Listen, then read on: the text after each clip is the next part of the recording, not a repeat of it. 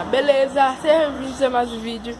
E hoje estou trazendo aqui um vídeo que eu vou reagir a um vídeo de lendas. Sim, vou reagir a uns vídeos de lendas, porque eu nunca fiz esse vídeo. Deixa eu mostrar.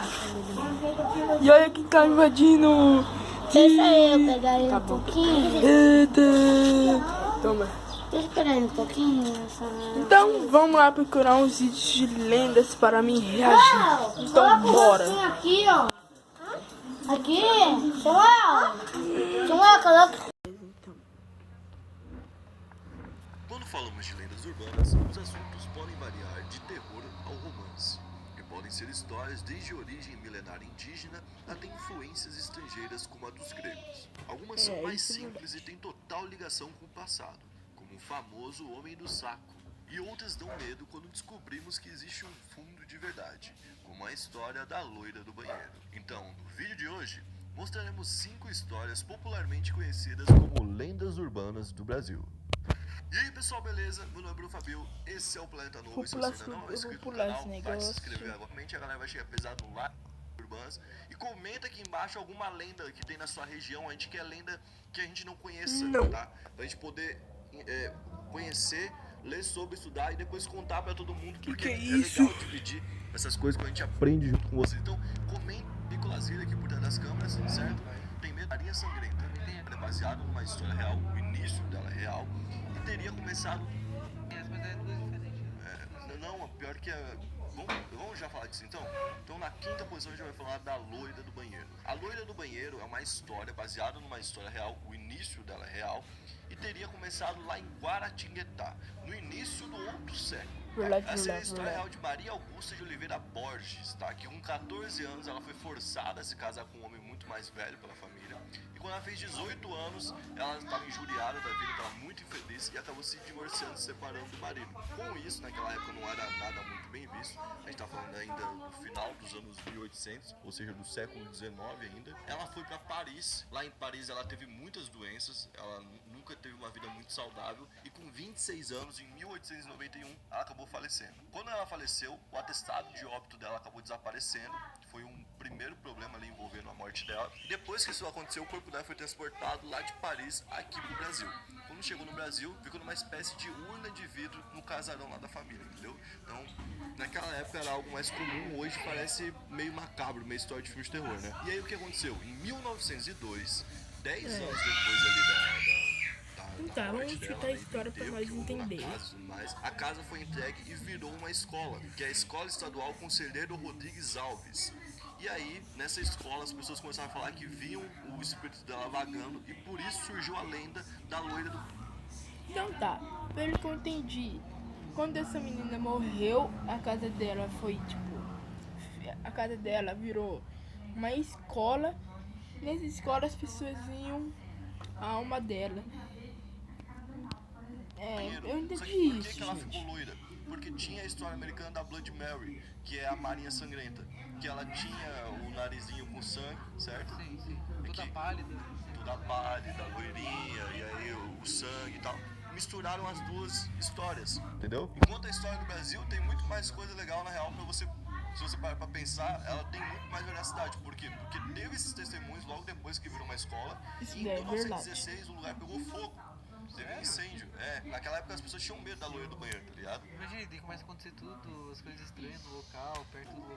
Aí depois disso foi virando superstição, aí depois disso foi se espalhando como lenda. Todas as escolas, não somente a escola de Guaratinguetá, faziam lá os rituais para chamar a loira do banheiro, que era basicamente fazer algo 3 vezes seguida. Podia ser falar algo no espelho, podia ser desligar a descarga. Tinha que levar tesoura. Então, tinha vários tipos, cada lugar era um jeito, tá ligado? O próximo que a gente vai falar aqui na quarta posição, a gente vai falar sobre o Homem do Saco. Essa daqui também é uma lenda bem conhecida que as mães sempre falam, o Homem do Saco vai vir, vai te pegar, vai te levar. As mães falavam isso para as crianças que eram mal educadas e não se comportavam, né? Quem que era o Homem do Saco? O Homem do Saco existiu lá na década de 10, ou seja, lá no início do século passado, certo? Tinha empresa que fazia entrega de criança, entrega de pessoas pelo correio. Tinha uma espécie de PAC, hoje não tem o SEDEX. Sim, que você manda e chega rapidão, tinha uma espécie de Sedex naquela época. Você pagava esse serviço, um cara que era esse, o homem do saco, usava ali uma bolsa, aqui como se fosse um canguru, e colocava a criança dentro. A criança ia com uma etiqueta, como se fosse literalmente ali uma bagagem, e Nunca era vi, mas eu levado acho de um lugar pro verdade. outro. Porque vocês compravam uma criança? Não era comprado, mas quando que isso era utilizado? Na maioria das vezes era utilizado quando a criança estava numa região de muita miséria e era levada para outro lugar para ser adotada em outro lugar. Ou então quando uma criança estava num lugar que tinha uma epidemia e aí ela era protegida daquela epidemia dessa forma. Então esses caras, tipo, salvavam as crianças. Salvavam as crianças, na real, eles não eram ruins, eles eram legais. Só que a criança, quando via eles, sabia que a criança não estava bem. Tipo Você assim, entendeu? Então, e tipo, a criança via ele levar ela embora. ia levar embora pra outra família. Normalmente até tirava, a criança tinha às vezes uma família e levava pra outra, por quê? Porque a família não tinha condição de criar. Então quando falava do homem no saco, era um cara que ia te levar embora pra outro canto, tá ligado? Exatamente. Então por conta disso, essa daqui tem sentido. Eu achei legal essa. A terceira história que a gente vai contar aqui, ou na nossa terceira posição, é da mulher do táxi. E essa daqui vem lá de... Essa lenda, eu nunca ouvi falar essa lenda. Mulher do táxi, eu nunca ouvi falar. Eu tô ouvindo falar agora, porque eu nunca ouvi falar. Vamos ver a história dela, né? Belém do Pará. Olha que doideira. A gente pode fazer uma até só de Belém, mais pra frente com o Murilo, que ele é de lá. Verdade, E a mano. gente pode fazer uma com ele. Basicamente é a história da Josefina Conte. É uma pessoa que realmente existiu e que ela é filha de pessoas importantes, filha de Se empresários. vocês gostam desse O pai vídeo, dela era um deixa o like, empresário se inscreve importante, no só que não canal. conseguiu evitar que a filha morresse de tuberculose. Logo cedo, ela acabou falecendo de tuberculose. E qual que era o desejo dela que ela realizava todo ano no aniversário? Era poder passear por Belém e conhecer os pontos turísticos. Ela era muito apaixonada pela cidade. Então ela fazia isso com táxi. E o mais doido é que o táxi existe desde antes de existir carro facilmente, né? Então, tipo assim, quando só tinha carruagem, já tinha táxi. Era carro-táxi. Era Carruagem-táxi.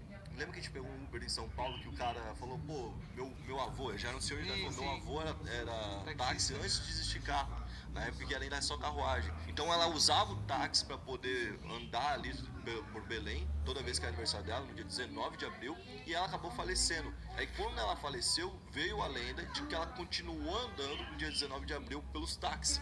Então o que ela fazia? Ela pedia pra pessoa andar por todos os pontos turísticos, e aí ela passava em algum momento pelo cemitério, e às vezes ficava por ali. Ou então pedia pra ir até a casa dela, e quando chegava na casa dela, ela falava, amanhã volte aqui que eu vou te pagar, certo? Aí o cara voltava no outro dia na casa, onde... tipo no dia 20 de abril, no dia seguinte, né? E quando chegava lá, os moradores falavam, não tem ninguém aqui que mora com esse nome. Aí a pessoa via as fotos assim na parede, e quem é essa pessoa? Ah, essa é a antiga proprietária que viveu aqui há muitos anos atrás, que morreu, Tipo, tá ligado? Aí as pessoas em Belém têm medo no dia 19 de abril de trabalhar de táxi, tem taxista que não trabalha nesse dia por causa... Uber hoje em dia. É Uber, hoje pode Imagina ser ela pedindo aplicativo. a mulher do 99, tá ligado? E essa história ficou popularmente conhecida em Belém por conta de um escritor chamado Valcir Monteiro, que fez um livro chamado Visagens e Assombrações Eu vou de pular Belém, essa que é um parte, livro... né?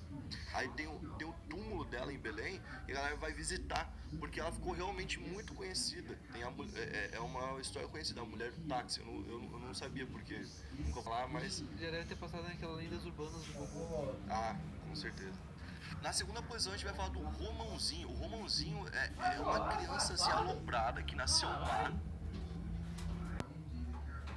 Gente, esse rumãozinho também não sabia. Tô sabendo agora também. Eu acho que eu não sei. Essa mulher do táxi. Essa é a mulher do táxi. Eu só essas, eu acho. Tá? Ela nasceu má, então ela fazia mal aos animais. Ela fazia mal a flora, o que é isso? Maltratava a árvore, tirava as folhas. Sabe quando a criança fica puxando folha, fica puxando flor, aí a mãe fala, não faz isso. Aí tinha um Romãozinho, fala, não seja igual o Romãozinho, porque quem que é o Romãozinho? Ele é uma criança que já nasceu mal e ela faz tudo que não é pra fazer. O Romãozinho, inclusive, uma vez a mãe dele mandou ele levar comida pro pai, e aí dentro da comida lá tinha galinha pra comer tal, frango. E aí ele abriu a marmita no meio do caminho, comeu o frango e botou os ossos dentro. Aí quando chegou lá, entregou pro pai, e o pai perguntou, tá, mas o que é isso, Romãozinho? Tá ligado? Por que só tem osso aqui? O pai ficou bravo com ele, né? Ele falou, não, me entregaram assim. Provavelmente esses ossos que ele comeu foi o homem que vai lá em casa quando você não tá lá, que a mamãe leva lá. O Romãozinho inventou que a mãe tava traindo o pai, deu a comida que ele roeu o osso, falando que foi um amante que nem existia. Meu, moleque, capeta. Olha que é um capeta, tá ligado? É tipo como se fosse um diabinho, né? Só fazer atrapalhar, tipo, atrapalhando a vida de todo mundo, enchendo o saco. É um diabinho, é literalmente um diabinho. E aí, o que aconteceu? O pai foi pra casa e na mesma hora matou a mãe. E quando foi matar a mãe, o Romãozinho tava lá e ela amaldiçoou ele. Ela falou o seguinte: você não morrerá nunca, você não conhecerá o céu ou o inferno, nem repousará enquanto existir um vivente sobre a terra, tá ligado? Então, tipo, ela falou isso pra ele, amaldiçoou ele, a maldição pegou nele, e enquanto ele recebia a maldição, ele ainda recebeu a maldição rindo. Pra tu ver o quanto que Meu ele Deus, cara. era doido. E desde então ele nunca cresceu e nunca morreu. Então ele vive por aí quebrando telha, matando gato, matando galinha, fazendo essas pequenas coisas. É o Romãozinho. É aquele tipo de conto de interior, principalmente, né? Ah, Pra apareceu uma explicar- cabra morta, É. o Romãozinho que veio O e Romãozinho, matou. filho da puta. E na primeira posição a gente vai falar sobre o boto cor-de-rosa. O boto cor-de-rosa é muito popular lá no norte, porque ele fica ali no rio da Amazônia, né? Então ele é mais comum lá. Só que ao mesmo tempo que ele é um dos símbolos da Amazônia, ele é um personagem não muito bem visto O Romãozinho também nunca ouvi falar. no folclore, né? Nas lendas urbanas. Por quê? Porque o boto cor-de-rosa, ele acaba virando um homem, segundo a lenda, né? Ele vira um homem sedutor, um homem, um cavalheiro que sabe conversar bem, que sabe passar um chave. Com uma mulher, e ele vai até umas festas, e aí existem várias versões. Tem uma versão que fala que qualquer festa ribeirinha, ou seja, qualquer festa dessa em locais assim à beira do rio, pode ser um lugar que o boto vai aparecer. Tem outras que falam que é somente nas festas de junho. Então, só ali naquelas festas em que o boto pode aparecer. E como você pode identificar o boto para você não acabar saindo com o boto? O boto sempre vai estar todo de branco, roupa branca, sapato branco, e ele vai estar usando um chapéu. Por quê? Porque quando ele transmuta e vira um homem, ele não vira um homem completamente. Aqui em cima ele ainda é um boto. Então ele usa o chapéu para esconder. Entendi, tem um boto em cima. Então, em dia de festa ribeirinha, a população, antigamente, como se acreditava muito mais, as mulheres eram aconselhadas a não ficar com nenhum homem, entendeu? E se um homem viesse dar em cima vestido de branco, imagina. Aí era um Imagina o boto cara aí rosa, de branco, já vai de branco com um chapéu. entendeu? Aí a galera fala, pô, pode ser o boto rosa, não vou ficar, entendeu? Por quê? Porque ele engravidava as mulheres e fugia. Então, era dito que o boto rosa vinha e ficava com essas mulheres, principalmente mulheres que não tinham um pai pro filho. Mulheres que eram mães solteiras. Naquela época tinha um negócio de ser mal visto, então era mais fácil você inventar toda essa história do que falar, não, ela teve um filho com alguém e o cara fugiu. Tá ligado? Mas da onde que vem a história, da onde que vem essa loucura de ter o boto rosa e dele virar um homem? Provavelmente é uma influência estrangeira, uma influência lá dos gringos, porque os índios não falavam. Tá, tem duas lendas que eu não sei. A do Capetinha, né? Ele quebrava telhado. E a mulher do Tarso que eu não sabia. Então vamos lá fora que eu vou explicar. Vídeos finalizados. Tinha a lenda que eu não sabia. E pode ter lendas que vocês também não sabiam. Tem lendas que eu não sabia também. Tipo aquele último lá, aquele lá do diabinho lá, eu também não sabia. Eu não sabia porque não sei. Então, mano, eu reagi a essas lendas e como que eu falei no começo. Então é isso, mano. Toda gente vídeo por aqui. Se gostou, deixa o like. Tamo junto, pra nós e fui!